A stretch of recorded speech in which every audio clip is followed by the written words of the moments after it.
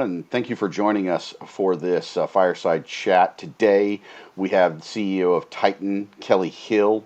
Kelly, welcome. Hello. You know, uh, Kelly, why don't you give us a little bit of an intro to Titan's product, Pharos? Sure. We have something pretty unique. We have a platform that is actually a data mark, and it's called Pharos. And what it does is it's able to enable anyone to sell the information or data that they have to anyone else. Think of it like a self-service platform or an Amazon FBA, wherein if you have content, let's say you're a blogger or a content writer, all the way up to an enterprise with a large database or an IoT company, which is a sensor company that creates a lot of information. You use that information yourself. You show that information, but then what happens to it afterwards? Well, it just sits there in storage. You don't get any advantages towards using it in the future to generate revenue or benefit for yourself. So we created this platform, and it's a data mart, and it enables you to literally put the information up there and say, would anybody like to purchase this or acquire this from us, and we can make some money off of it. Think of a blogger who wrote an article back in 2013. Well, they've put it on their website, and everybody's read it, and it looks great, but then what happens to it after that? But there's good information in there. Later on, somebody else would like to get that information, and they have to search and search, and they may never even find it. But if they go onto our Pharos platform, they can find that information very easily because we have a proprietary technology that essentially connects all this information together. So you have to think of us like we're the building that houses the library, and everybody can come in and bring their books, which is their data or their information. Hmm. Does that help? Yeah, no, that's a great intro. So, talk to me a little bit about, you a little bit about the back end technology. What's Mm-hmm. going to create that differentiating point Mm-hmm. for this Pharos product in your market space? So you've got this library. People can bring their information in and they can monetize that information. Mm-hmm. Um, Give me a little bit of some of the differentiations of, well, how is that going to be different than some of the other marketplaces that already exist? Yeah, that's a great question. So, we have access to a proprietary technology that enables the information to be structured or organized very easily and efficiently. Let me explain. When you have different piles of information, getting them to talk or look at each other is very, very difficult. It's time consuming, it's laborious, and you don't really know if you're ever going to really get a benefit out of it. It's the last thing anybody really honestly wants to work on. But we have a way of, as you upload the information onto the Pharos platform, of automatically organizing or structuring that information, not only to find out what's in it, but also to relate it to everything else that's already been organized up on the platform. And we do it with proprietary technology that isn't accessible or able for anybody else to achieve. And that's really the big deal about what we are doing. It's hard to believe, but it's very elegant and it's very fast.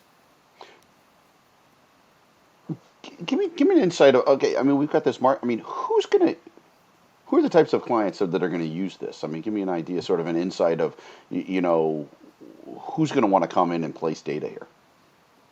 So on the seller for the seller side, you have a whole bunch of people, right? As I mentioned earlier, right? You can have somebody who's just a blogger, a content creator, an article writer.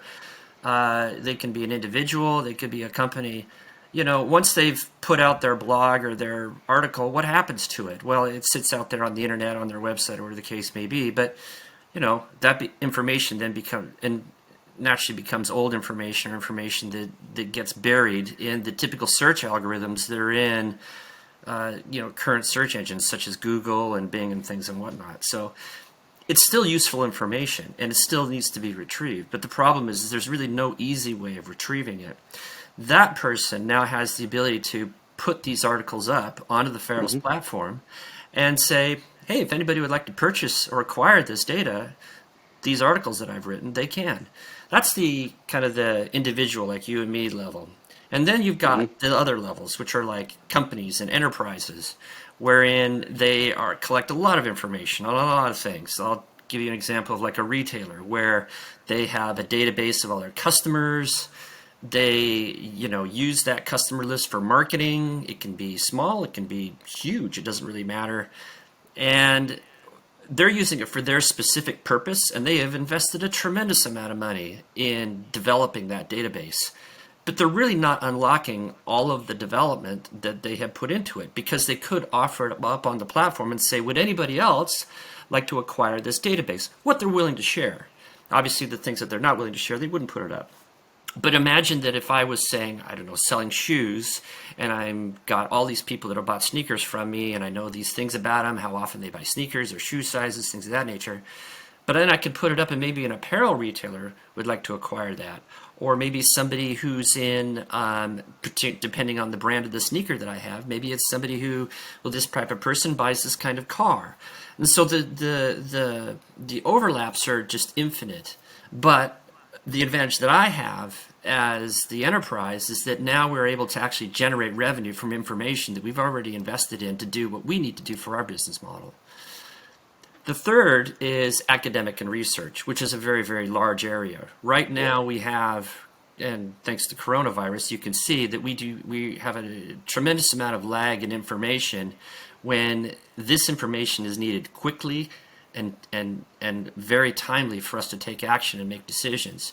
Right now, everybody is asking questions even a year later as to how did this generate? What are the mutations? How does this affect? What are the vaccines? Are they effective? When should I have it? How is it getting distributed? All these are basic questions. In academic and research, all that information is being collected as fast as possible, but it's not being aggregated together because everybody's using different methodologies, different ways of collecting the information, and whatnot. With Pharos, because of the proprietary technology and its ability to weave information together seamlessly, we're able to say, if you put it up on the platform, now you can look at how this information that's up on the platform relates to the information that you might have proprietarily that you're not willing to share. So it does more than just be a data mart. It starts unlocking a tremendous amount of depth and research that you've never been able to really look at before and discover. And that's, again, because of the way we actually organize the information is different than how it is done in the common data market space. Interesting. So, just so I'm clear, I mean, I want to understand because I mean, one of the big fractures in data is this structured versus unstructured, and some of the sources that Right. you'd mentioned there, they're going to have a great deal of unstructured data, which Right. not many people have found an economic method Right. to access that information and organize that. Are you saying that that information could also be loaded and organized and monetized for those potential clients, especially some of the academic data? I mean, it's massive. Yeah, and you're absolutely right. This does that. So, worldwide, we're really good at collecting. We're really good at creating information, and we're fantastic at collecting and storing it, right? But we're not very good at organizing it and structuring it. Structuring it means the first step towards getting to analyze it, to see really what's there and see if there's anything that's useful. In fact, from a global perspective, right now, only about 5% of all of the information that's been collected has ever been really analyzed or looked at, even one time. So that means that if you think of it like kind of like the tip of the iceberg, we're looking at the tip of the iceberg and making decisions and finding out information, but we're really not looking at the rest of the iceberg, which is underwater, the other 95%. So why hasn't it occurred is that it is so costly and expensive, because to structure this information you have to do it manually, and you have to know what is in it, how it's organized, and ultimately the people that are working on it, the engineers, need to know what is the purpose behind this. But the purpose can be different depending on the audience, just as I gave you the example with the sneakers and the Correct. retailer apparel. So to that end, our algorithm organizes everything in a way that it creates natural joins. In other words, anything that can relate to anything else, it automatically uncovers. And it does it in such a fast way that you can actually use it in real time for real time data, which really starts Wow. unlocking a lot of really unique things. Imagine Twitter and Facebook and social media and whatever the case may be. You have all this information coming in. We can give you real time insight if it's ran through our proprietary technology. Wow. So this is a seismic shift in technology and the capabilities of accessing this data. So let's back up a little bit and you know tell me a little bit about yourself and how did you become involved in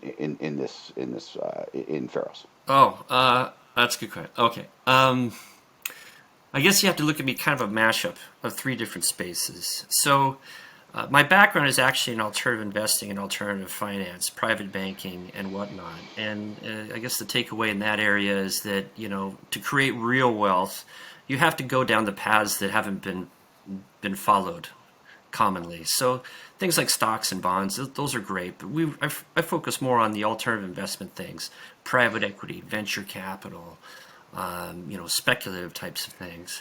That's my background. Secondarily, I have a background in entrepreneurship. I started 7 different companies, and I think the takeaway from that area is that it's all about execution. You need to know what it is you're doing, get out there and get it done. Great ideas are fantastic. We come up with them every day, and this day and age with the accessibility that everybody has, more ideas are percolating to the surface. But again, it really comes down to execution. And then the third area, I think that's a little bit more relatable to Titan and Pharos and what we're doing here, is that I have a background as a technology executive, both in the C-suite at the board level. So the big thing about that aspect is that you need to understand how are you building a model. Everything in technology is a new idea, but how are you building a model that generates adoption? Hmm. And with what we have here, we can leverage the business development and whatnot of all of these other people that are already in the market selling data. Thank you. I mean, who else would you say? I mean, on your team, you know, that's been sort of the paramount figure within the development of the technology and where the company is today. Sure. So the founder of this company is also the inventor of the proprietary patented technology that we have, which makes it able for us to do what we can do. That's so different. It's been an interesting journey. He is an incredibly smart person. I would say he's a genius, and he's looked at information and data in a much different way. And this years ago, when he went out to try to get a patent, getting a patent in the data space is very difficult. It's like getting a patent in physics. It's hard to come up with something new. Yeah. But nonetheless, he was able to do it because he thinks differently, and and he was able to quantify that in such a way to organize and structure information and data. His thought process is such that he is a maverick and a leader in seeing what exists and looking at the problems from a different angle. Part of it is he's got a little bit of Asperger's. But that's a Mm. huge, Yep. huge advantage. And if you look into history, you'll find that there's quite a bit of pioneers and mavericks in a lot of different industries that do have this type of condition.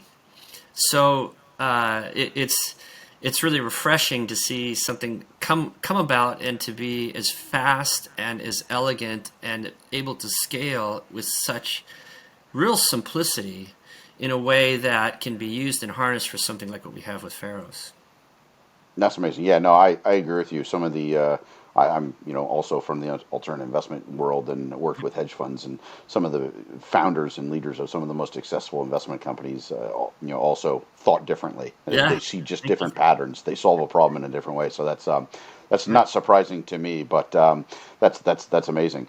Um, so let's dive in a little bit and talk about what are some of the challenges you see for yourself right now and the challenges in the data space and in the industry. Well, maybe I touch on the There's industry. two questions there. It's so. Yeah, I'll touch on the industry first. So there's really two areas, right? You have all these tool makers out there, and these companies have massively large valuations. I mean, to work in the data space, your company needs to be in the multi-billion-dollar valuations, and you see that. Companies that make visual dashboards, companies that do storage, companies that are doing analytic work and integrative work, they all are growing. Obviously, we're creating more information all the time and more data. The problem is that it begets an issue of simplicity. Something that is simple in the beginning starts becoming more complex. Certainly, as your customers, your clients become more sophisticated, they need and want more. At the same time, you're collecting more information. And so you have this situation where everything's getting more difficult all the time for the tool providers. At the same time, the demand for greater insight, more discovery, speed, efficiency of organization, and whatnot is also at an all-time high. It's a real struggle. You know, what's easy at a small size or a small scale all of a sudden becomes very complex at a much higher scale. And our founder says this is obviously a combinatorial problem. If you add one variable or one additional element to a piece of data, it's not just 1% more if there's 100 pieces of information. It can be infinitely more because all of a sudden you have to reorganize and restructure and redo everything. Or the need can be different. We thought about it here, and now these guys want to use it, this department wants to use it differently, and then this department wants to use it differently in this way. The marketers are looking at it differently than the advertisers are, and the advertisers are looking at it differently than the accounting department. And then there's, the executive management and the operations and whatnot inside an organization, and all of them need these tools. So that's one area of difficulty is the tool providers, is that it just everything gets more complex. Look at Facebook. When Facebook came out, it was very simple, very understandable college website that everybody could basically connect to their friends. And now we have Facebook Messengers, Facebook ads. We have all these layers and business structures, things like that, and analytics and things. And it's all fine and good. It all needs to happen, but it becomes a very, and I don't mean this negatively towards Facebook, but it ends up being a very kludgy mess after a while. And so tool providers are always stuck with this kind of problem of size and scale and then complexity. On our side, I mean, take it from a personal experience, right? If I think of something I want to research, I might have researched it 10 years ago or whatever the case may be. It might be in my hard drive, or where do I look for it? I'm pretty limited in finding all that information quickly and efficiently. I can go onto Google and as a search engine, or Bing or Yahoo, and they're all great, but they are organizing their information to me based on their algorithm, which I don't know what that is. And I may not even have the correct terminology right of what I want to find out. So I have to go through pages and pages of links to find pieces of information to build my picture. But with this type of technology, backed by this data mart of Pharos, which is our product, you can type in that search term or type in that thing that you're looking for, and it will show you where it appears everywhere. And then it gives you the ability to select the data sets that you need, or the articles that you need, or the media pieces that you need, whatever it is. And it does it very fast. So it is a way of enabling you to sleep at night, understanding that if you need to find something or you need to look something up that's new, that there is a clearly defined, easy path for you to do it. And I don't know, I think that's great. I mean, it really makes decision making with respect to business environments, research, academia, really takes a lot of the stress out, because the stress doesn't come from are we looking at the information correctly? The stress usually comes from, do we know everything we could possibly know to make a decision, right? Because later on, it'll be our fault if there was a stone we didn't unturn, right? So for us, it's something. It's like, I need to know something about, I don't know, a 1968 Volkswagen Beetle. Great. then I can put it into Pharos, and every data set that's up there that has a 1968 Volkswagen Beetle information in it will instantly tell me. And then I can look and say, okay, what does this do? Is this something I want to acquire? Is this something I want to get? So, if I understand you correctly, it's there's an ability for someone who's looking for a data set to go in and search something very specific to what they're looking for, and it may guide them to multiple data sets that are being sold on Pharos, Yep. so that they're getting a little bit of help, say the librarian's guiding them to the right book in the library, Yep. of saying, hey, these are the data sets that you should consider, and they may have value to what you're looking for. Yep. Is that Yes. okay? Absolutely. That's amazing, because I do a ton of research, and I spend a lot of time hunting and pecking of, like, well, is this the right article? And to have some type of module that could give me guidance to help me, move more quickly to what I'm looking for, even though it may be in a variety of disparate places. Mm-hmm. Um, that's extremely valuable. Yeah. Well, interesting. I mean, the other question was, the company. What are the challenges a little bit on the company side? Where are you at, and what are you looking at for right now? Well, we're really lucky in that we have a technology that's patented and proven at any scale, which is pretty impressive statement in and of itself. Now we're looking to grow the company, to build this platform out, to aggregate together all these business partners and these vendor partners and anybody else that wants to put information up onto the platform. So we're moving into a capital raise period to do Hmm. that. We've Everybody on the team has raised money before, so we understand the challenges, but we also want to make sure that we do this right and go the whole way. We could piecemeal this along. We've decided that that's not the way to approach this, that it has such international and worldwide impact from a perspective of what it is able to deliver, even at a small amount of scale and a very Hmm. low percentage of market share, that we just want to look at this and say, we're going to raise money, we're going to get other people involved so that they can benefit and share the wealth, not only in terms of what the product does with Pharos, but also in terms of you can be a participant and share in the revenue and share in the Hmm. experience of seeing this company grow and get scale and size. So that's where we're at. It's fairly simple for us to do.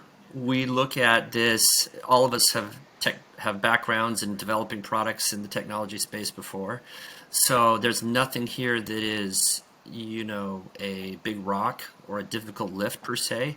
It Hmm. just takes some financial resources and time to build it out, and we'll do it. That sounds great. I mean, this has been amazing time. Thank you, for coming in and walking us through, Pharos and what we might see in the near future. What is sort of a final comment or a final point you'd want to make to viewers, and also, what should the viewers of this do now? Well, I think thanks again, Chris, for having me. I really appreciate it. A couple of things. This technology is such that and our the patent attorney even said this. I probably shouldn't share, but it's fine since this is a closed loop. This is the world's fastest indexing technology known to man, and they have not, and it's patented. We know that the ability to provide information to everybody creates a massive greater good. A lot of people need information. They need it quick. We need to make decisions faster, and that's where we're looking to really improve the world. And we'd like people to be part of that, as many people as possible. This is a collaborative effort. In terms of contact and whatnot, check out our site, Titan, Tytn.io. That's our company. And you can always feel free to reach out at hello, HELLO, at titan.io, Tytn.io.